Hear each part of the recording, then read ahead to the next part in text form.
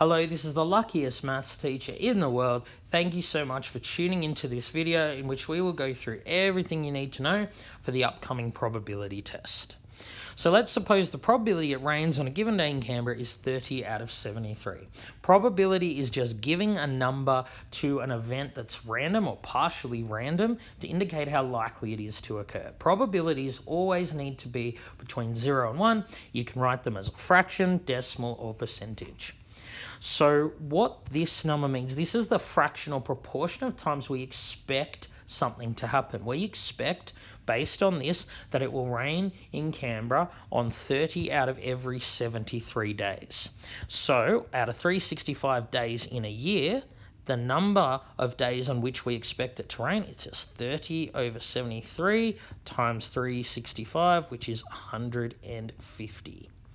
So just as percentages add to 100%, probabilities add to 1. So if the probability it rains is 30 over 73, the probability it does not rain is just 1 minus 70 over 33, which is 43 over 73. All right, let's now look at another question involving the sum of probabilities. So in a class of student, each student has green, blue, or brown eyes. We're told the probability of green is 2 over 7. So that means if I select a student at random from this class, probability they have green eyes is 2 over 7. We're also told that the same number of people have blue and brown eyes. So what's the probability a student selected at random doesn't have brown eyes? Well, we know that these three probabilities must add to 1. Just as percentages add to 100%, so too probabilities add to 1. So the probability that a student does not have green eyes is 1 minus 2/7 is 5/7. So 5/7 of students have either blue or brown eyes. So because these two are equal and they add to 5 over 7, it must be the case that each of them is 5 over 7 divided by 2. You can use your calculator for this if you need. It's 5 over 14. The probability a student has brown eyes is 5 over 14, so the probability they don't have brown eyes is 1 minus that. 1 minus 5 over 14 is 9 over 14, and we're done. Let's now look at Venn diagrams and two-way tables. So in this question, we're told there are 30 students, 13 in LEAP, 10 in SEAL, 15 in neither. And if a student is selected at random, we have to calculate all these probabilities. But before we do that, we're going to display this information in a Venn diagram or two-way table. So how do I know to use a Venn diagram or two-way table? I know because this question involves multiple sets. There's a set of students in LEAP, set of students in SEAL. So a Venn diagram is a convenient way to display this. It is a rectangle with two circles inside, each circle representing a set. So set of people in LEAP and set of people in SEAL.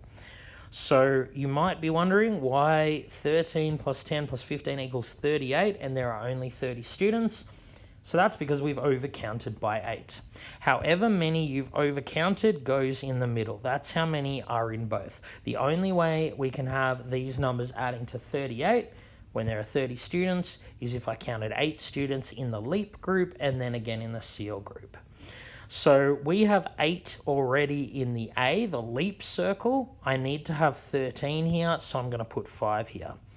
So similarly in the B, the SEAL circle, I need 10. I already have 8, so I put 2 more there.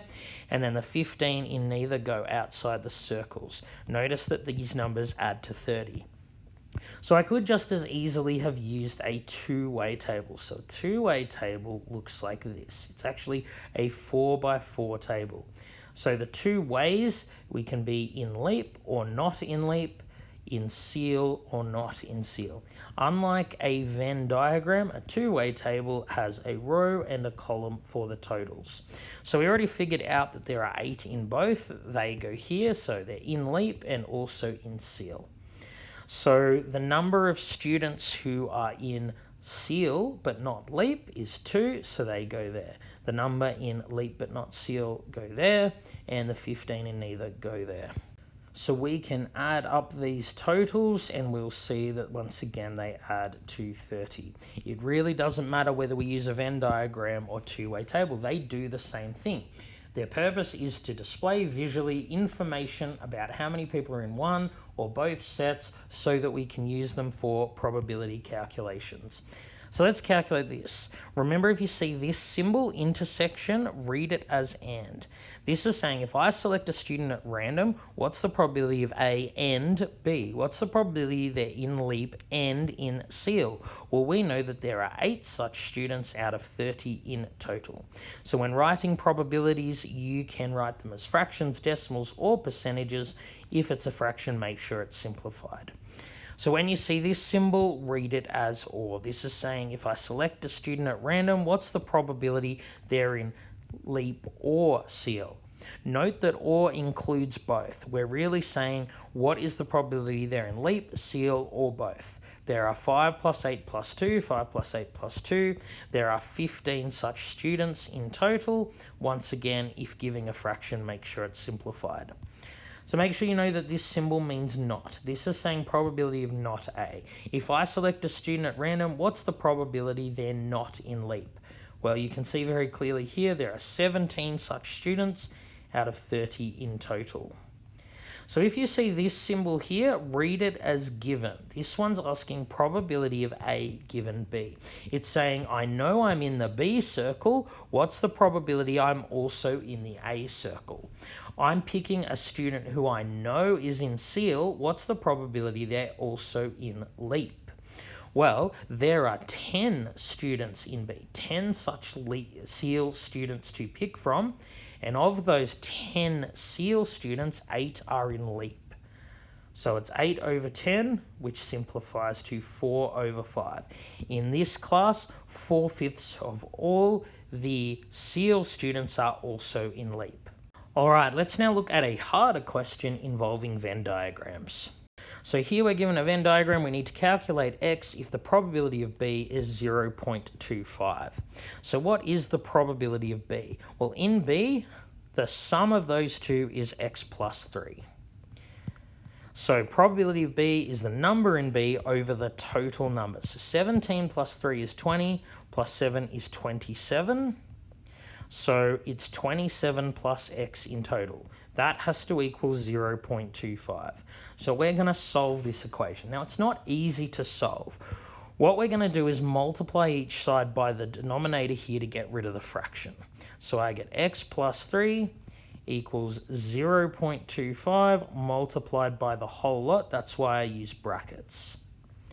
So x plus 3, 0.25 times 27 is 6.75. 0.25 times x gives that. So we learned when we were doing equations that if you have the same variable on both sides, you subtract the one with the lowest coefficient. That happens to be this one here. X minus 0.25x. 1x minus 0.25x is 0.75x. So I'm also going to subtract 3 from this side and this side. I get 0.75x equals 3.75. So now all I do is divide each side by 0.75. Putting that on our calculator, we get 5. The number that goes here must be 5, because then there will be 8 in B and there will be 32 in total. 8 over 32 is 0.25. All right, let's now look at the OR rule for probability. So we're asked to calculate probability of A and B. If probability A is this, probability B is this, and probability of A or B is that.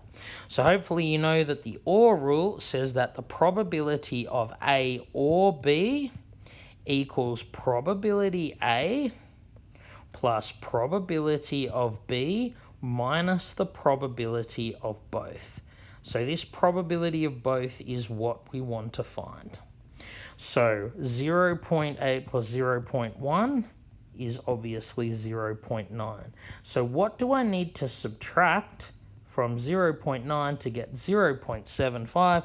Obviously that is 0.15. So we learned the OR rule in class. It's very helpful for solving problems in probability. All right, let's now look at one more example. This one is leap only, involving combinations. So I must randomly pick a 5-player team from a group of 6 Year 7 and 9 Year 8 students, calculate the probability I pick 3 Year 7s and 2 Year 8s. So we know that the probability of an event is just the number of ways it can occur over the total number of outcomes. That is when each outcome is equally likely. And if I pick randomly, each outcome here will be equally likely. So how many ways can the event occur? How many ways can I pick 3 Year 7s and 2 Year 8s? Well, the number of ways I can pick the 3 Year 7s, I'm picking 3 out of 6, so it'll be 6 choose 3. The number of ways I can pick the Year 8s, I'm taking 2 from 9, so 9 choose 2. How many outcomes are there in total? Well, I'm picking 15. From 15, I'm picking 5. So the total number of outcomes is 15, choose 5. Now you can put these on your calculator. What you end up getting is 20 times 36 over 3003, and that is about 0.24. So remember, combinations and factorials, all they are accounting tools to help us count these things when we're doing probability calculations. So the number of ways you can pick R objects from a group of N objects is just N choose R. You can use your calculator for that. All right, thank you so much for tuning into this video. This has been the luckiest maths teacher in the world. Have a great day.